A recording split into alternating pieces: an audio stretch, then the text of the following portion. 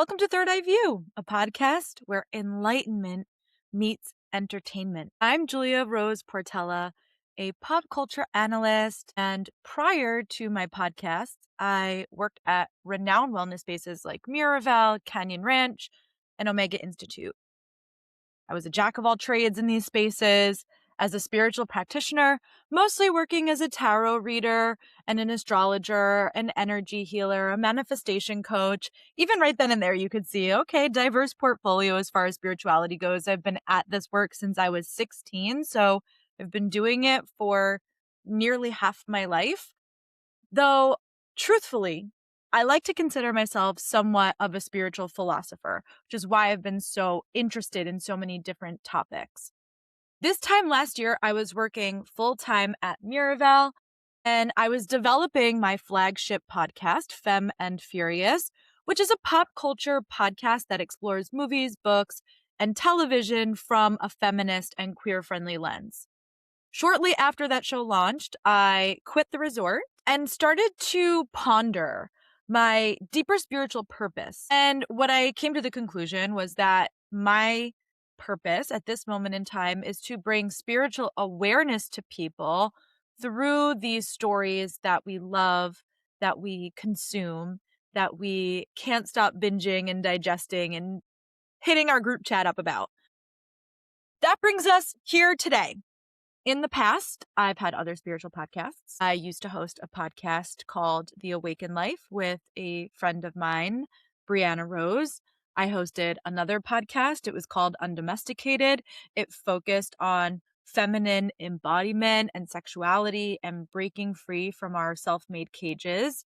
And then when I started at Miraval, I had launched a show called Stream of Consciousness, which blended psychology and spirituality. But I found that spiritual podcasts were really hard for me personally to maintain, mostly because I find them boring. And one thing that you will learn about me as we go through this podcast, as we become friends through this show, is that I am far from boring. So I decided last year to launch Femme and Furious. I considered it a spiritual endeavor for me personally, meaning it was not something that in its content was directly spiritual, but ultimately had a deeper spiritual purpose out in the world. At this point, I consider almost everything that I do to be spiritual or sacred in some capacity, mostly because I find that the human experience in and of itself is an incredible exploration of the practice of spirituality, or vice versa. Spirituality is an incredible practice of humanity. That brings us to this podcast, Third Eye View. This was originally a blog that I used to write many moons ago when blogs were a thing. And each blog post, I would break down some sort of movie, song, book, TV show, episode of television, and I would dive into the spiritual concepts that we were learning from that. And it was a pretty successful blog within my clientele. Blog sort of fizzled out. And so that blog sort of fizzled out with the blogging world in general. Now it's like reemerging through Substack and whatnot. This is something that is not necessarily new to me in its content. Third Eye View in its practice, as it was as a blog, was the foundation of how I've always taught my lectures or my classes, whether that was at Miraval or Canyon Ranch. Pop culture has always been a center point for understanding these deep spiritual concepts because, quite frankly, spirituality can sound a lot like medical jargon, and there's nothing more off-putting than not being able to understand what somebody is talking about. And so pop culture makes these concepts relatable. Even then, even though that is the way that I teach, I still was reluctant to dive into a spiritual podcast until a few months ago. I had a meeting with Ryan Cunningham, who's a talented producer, and she encouraged me to put this podcast out in the world. So a little shout out to Ryan and a huge thank you, because this podcast will always partly be dedicated to your encouragement and your words of wisdom.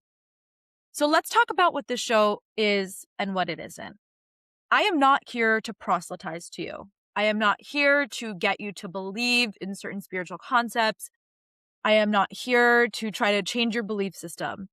The thing about spirituality, which I'm sure we will talk about again and again on this show, is the fact that social media has taken a lot of these concepts and generalized them, or has stripped them down so that they are misconceived, or they have sensationalized these concepts in a way that actually detracts from the point of the practice or the point of the knowledge. The boom of these topics online has turned some of the most esoteric knowledge that exists out in the world into like generic TikTok slop. No offense, sorry. That means that a lot of people, maybe even you, have received a lot of misinformation or experienced this material in a way that promotes a deep misunderstanding about what it actually is. So what I'm here to help you do is to really understand these deep concepts in a way that you probably are already familiar with, which is pop culture. The music, movies, shows, and books that we love are all just reflections of deep spiritual concepts. And this is why we can be so deeply affected by the art that we consume and the stories that we love to talk about. So to get us started with this journey, what we're going to do over the next couple of weeks is spend some time dissecting the major arcana in tarot. Mostly because this is just going to root us into what this podcast is going to do. It's going to pull a spiritual concept and tie it into a pop cultural experience that you can understand. If you're a complete novice, that is totally fine. You don't need to know anything about tarot because tarot is just the foundation of the archetypes and the tropes that we love in stories, but in this very specific context. You can totally come into the show having zero knowledge about tarot. You don't have to do any homework. You don't have to watch anything. If you want to, you can, but you don't need to in order to listen to this week to week. If you want to grab a deck, I'm just going to be working with the Rider-Waite Tarot. I will link it in the show notes so you'll be able to get it. It is probably a deck that you're relatively familiar with. It is like the standard of tarot at this point. It's sort of the OG, what all other tarot at this point is based off of, but it's not necessary. And if you want the visual aid and you don't want to buy a deck, in the event that you are just listening to this through audio, this is available as a video podcast on YouTube, on Apple, and on Spotify. Once again, I will link all of that in the show notes so you know where to go and you know how to get this and you know how to consume it. So that brings me to today's episode. The first card in the major arcana is the Fool. The Fool is depicted as a mostly yellow, bright sky, sunshiny day. There is a man. He is holding a pack. He is going from home. If you've ever seen a movie or a TV show where somebody has packed their stuff and is sort of holding the stick over their shoulder with a little bit of cloth with all of their stuff in it, that's what this guy is holding. He's got a flower in one hand. He is approaching the edge of a cliff. His face is tilted up towards the sun. He is taking in all of the goodness and the richness around him. There is an expansiveness at what is happening beneath the cliff. And behind him, sort of in the background, are all of these mountains. And behind him on the cliff is a dog that is trying to bark and get his attention. I'm going to talk a little bit about the symbolism of the card, and then we will get into the larger archetype, which is the call to adventure, a leap of faith. Both of those things are depicted in this card. Now, let's start with the number 0. The fact that this card is the number 0 and that this card, the Fool, represents a call to adventure or a beckoning of a new beginning in some capacity, 0 is important here. It's critical because it represents the idea of nothingness or of infinite potential, right? Sort of the Ouroboros, a snake eating its own tail. The Fool tends to be the first card in the deck, right? And we all go through the journey of the Fool. The journey of tarot is the journey of the Fool. He goes through each and every card that is depicted across all of the different suits, all of the major arcana. And yet, because he is 0, he can be placed at the beginning or at the end. It's sort of the way that an ending is faded into a new beginning, or a new beginning, will always lead to an ending of some capacity. One door closes, another one opens, right? So that is the symbolism of this idea of zero, which I think is critical when you're understanding the archetype of, hello, a call to adventure, because there is almost always something in a call to adventure that is getting left behind. And we're going to talk about some of the most classic experiences pop culturally of the call to adventure. And we'll talk about how these particular types of symbolism show up in those stories. The idea of zero also presents like a blank slate. Now, on the card, there is a feather on his cap. If you're watching the video, you can see as I hold up where the feather is. If not, it's fine. Just know that there's a feather on this man's cap.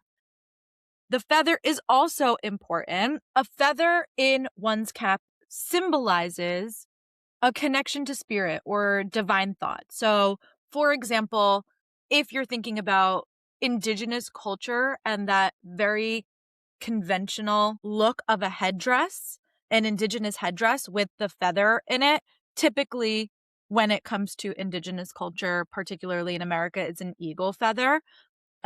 This doesn't necessarily have to be in tarot, though sometimes depending on the deck, it will be depicted that way. But either way, the feather on the cap, because there is a vein that goes through a feather, it is connecting from the third eye or the crown up until source, and source being able to connect with us back that way. So it's almost like our antenna to spirit in that capacity. And why a feather? Why that symbolism? Okay, great. Because a feather is connected to the element of air.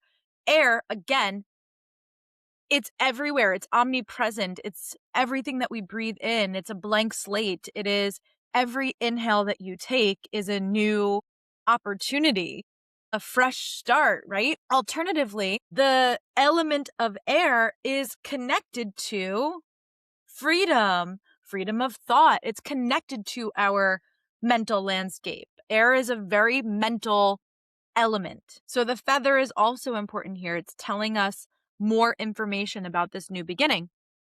The upturned face that he has is also important. It is the focus on possibility rather than the danger that might lie ahead. It is a depiction of faith and of trust. Sometimes, as the fool may want us to believe, it is a depiction of naivety, right?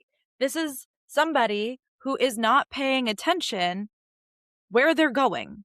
And yet, there is an air of confidence about this person as they are walking towards the edge of the cliff. So it is important to understand that naivety does not make one stupid for going on the journey to begin with, but asks us to have some discernment about what's going on and is a huge part of that leap of faith. Anyone who is being called to adventure, anyone who is being called to a leap of faith doesn't actually know what is going to come. There is always going to be naivety attached to this particular archetype because you don't know what's about to lie ahead on the journey that you're going on. Again, we'll talk about some of this stuff as we get into more of the pop cultural experiences, but that doesn't mean that we should deny the call. In fact, when we deny the call, it comes again and again and again because there is a reason that we are being called to that experience, being called to that adventure. The dog is another big symbol that is on this card. It can represent instinct. It can represent loyalty. If you're thinking about the hero's journey to which the fool is kicking us off on, every hero's journey almost always has some sort of animal companion, animal sidekick. So that's a part of it. And it can sometimes be seen as a warning. He's got his little paws up, and you can tell he's trying to get his attention. So sometimes it can be a warning. Hello, hey, hi, look where you're going. Don't go into this blind. But other times it can also be that the dog is trying to mimic the position that the human is in. So as to say, hey, we are companions. We're going on this journey together. You're not alone. The sun overhead and all of the beautiful yellow that we have in there. Yellow being connected to our solar plexus, if you want to go chakra, which is connected to your confidence and your self-esteem. The sun being connected to clarity, optimism, your life force energy, your vitality. It suggests that there's a sense of guided support, even if the outcome is uncertain for this person. If it was a stormy day and this person was about to walk off a cliff, we'd be feeling a little bit different. The fact that the sun is shining, his face is turned up into it, is a very optimistic and hopeful feeling for this person as they go on this journey. And it contrasts the risk of the cliff and all of the mountains that are behind, the obstacles that they have faced to get here, potentially the obstacles that will come on this journey that they're about to go through. Most likely a little bit of both. We also have this person holding a white rose in their hand. The white rose as a symbol of purity, a symbol of openness, a symbol of a person being in bloom, things that are coming to fruition for us. It represents the small pack that this man is carrying, suggests light baggage, minimal attachments. It can sometimes read as innocence or, again, a naivety, like this person doesn't know what to pack on the journey. They don't know what they're going to need. They don't realize, or they might not have the skills, tools, or resources yet. And again, sometimes it's a little bit of both. And when you're reading tarot, for example, you would read these things intuitively, and we can talk about that if that's of interest to people. And then we have the cliff's edge, which is this experience of the leap of faith, symbolizing stepping into the unknown. It represents that feeling of excitement when you don't necessarily know what is about to happen for you. So when it comes to the way that we experience this pop culturally, right, it is a call to adventure. Since I've just said into the unknown, this is that phrasing right there just always reminds me of Elsa in Frozen 2, who has a song called Into the Unknown, where she starts to really reach for her deeper potential with her magic and her powers. But even if we strip that back, there are so many different experiences. We've just passed Star Wars Day. So if you're a Star Wars fan, go to A New Hope, where Luke Skywalker finds Leia's message, her little hologram in R2D2, and how this is his call to adventure. I think about Bilbo Baggins. I think Lord of the Rings has maybe the best example of a call to adventure. Bilbo Baggins, who is so reluctant to leave his hobbit hole and yet gets pulled into this grand adventure where they go there and back again. I think about later on the Fellowship of the Ring, where Gandalf reveals to Frodo that this ring that he has is the one ring of Sauron.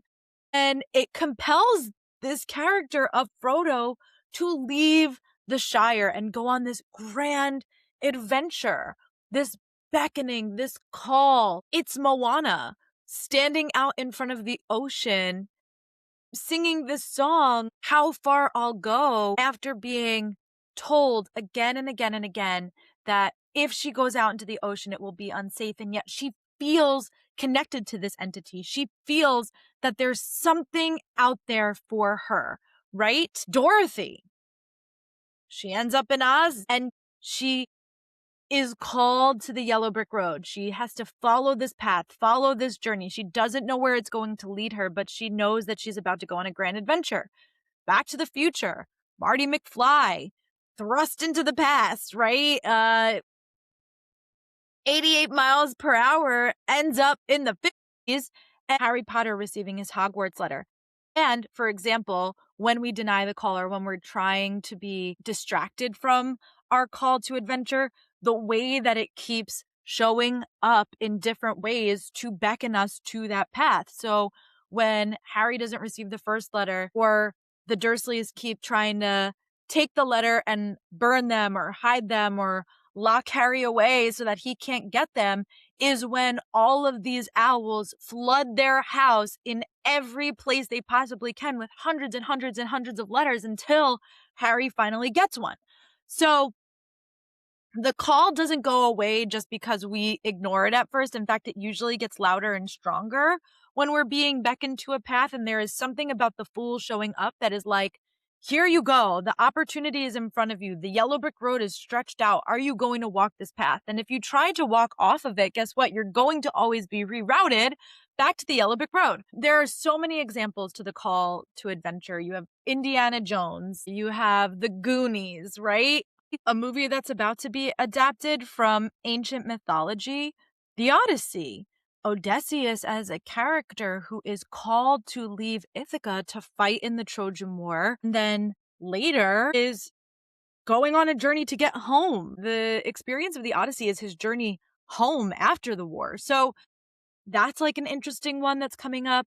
A favorite class of mine that I took in college was all of the different famous epics of mythology. And so we read the Epic of Gilgamesh, which is ancient Mesopotamia, in case anyone is like, what the hell is Gilgamesh? Where Gilgamesh as a ruler is challenged, his rule is challenged, his mortality is challenged. And so this triggers his quest for immortality, and that is the Epic of Gilgamesh. We have another fascination of mine, mostly because, spiritually speaking, I feel that my soul originated in Avalon. So we have Avalonian mythology or Arthurian legend, more notoriously called, where the call involves a creature appearing to King Arthur and luring him into this new experience. Alice down the rabbit hole, the white rabbit showing up as a creature who beckons Alice to this new place, to this new realm, to this new journey that she goes on. Think about Hercules, particularly the Disney version, where he's been called to this experience to come into his demigodhood and what that means to be the greatest hero of all time. Now, the call to adventure is almost always paired with a leap of faith, which this card, the Fool, is also connected to. It requires the Fool to understand that they might not know where they're going, and yet they will be supported as they begin this new venture that they are going on, this call to adventure.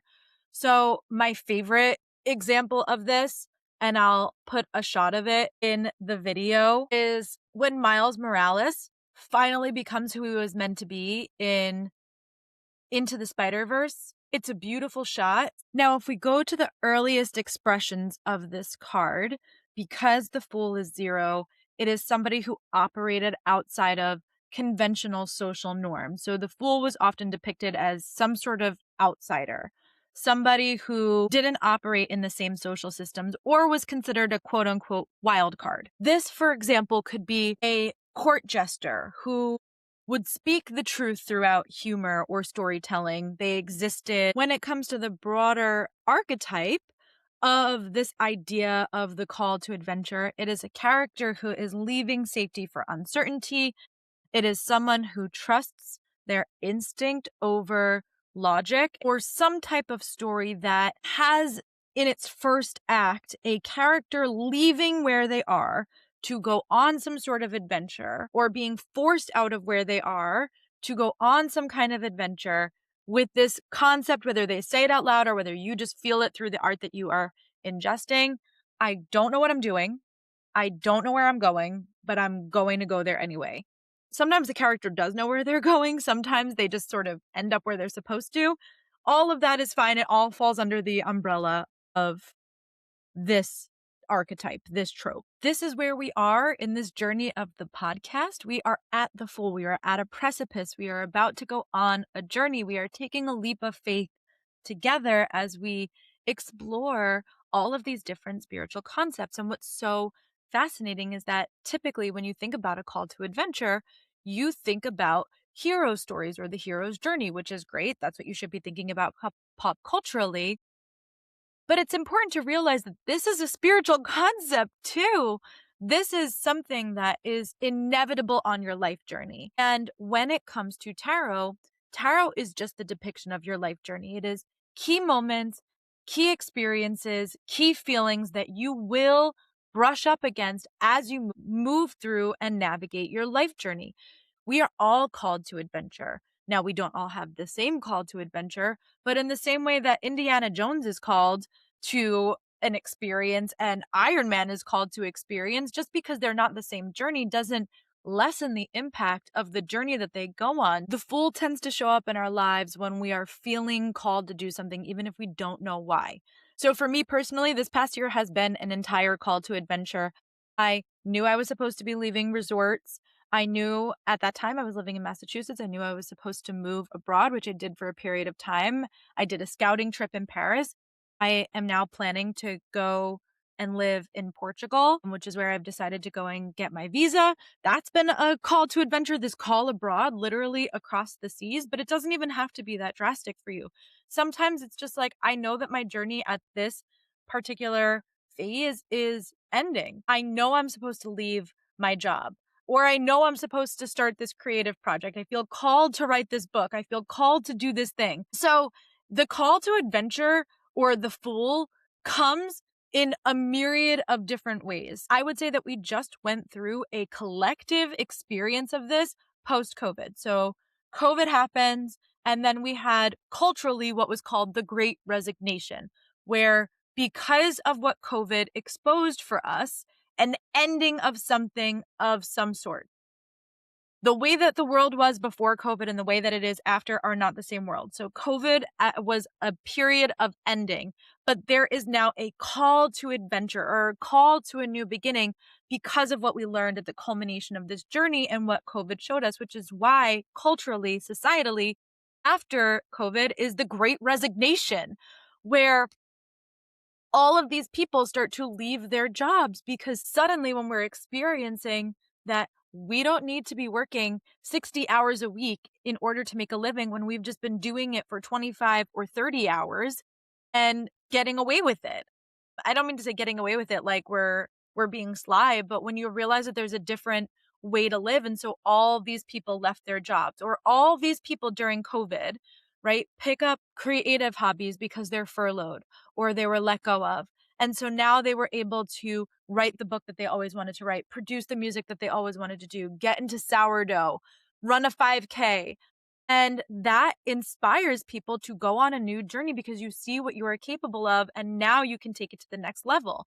So many people started making money off of their passions and their creative endeavors during the COVID period, and that opens up a new path of possibility when you're called to something. I just had an author on Femme and Furious. Her name is Anne Marie, and she was talking about how when she was home during COVID and bored and just decided to pick up writing, and she ended up writing a book, and now she's just released her third book and is at the beginning stages of writing her fourth. Your call will always be when it is time for you, but you won't be able to deny it. You won't be able to ignore it, even if you want to. That's what the call does for us. That's what the leap of faith is, when you finally realize that there is no avoiding this path anymore. And now you have to jump, and now you have to go 2 feet into it and dive into the pool and experience that journey firsthand and go on it. So as the Fool progresses through its journey, that is what we are going to talk about, how it all starts with this call to adventure. It's why it's one of the most popular tropes in adventure stories. It's why we're so moved by these type of stories, because we're able to see where we started and where we end, which we will come back to the Fool sort of at the end of this tarot journey. So next week, we will be diving into the Magician, and we'll talk about everything related to the Magician. I'm going to read a question every episode. So if you want to submit a question, whether that is a question about tarot, whether it's a question about its history, whether it's a question about pop culture, whether it's a question about your life, I will do mini readings on here to answer your questions. Everything is anonymous.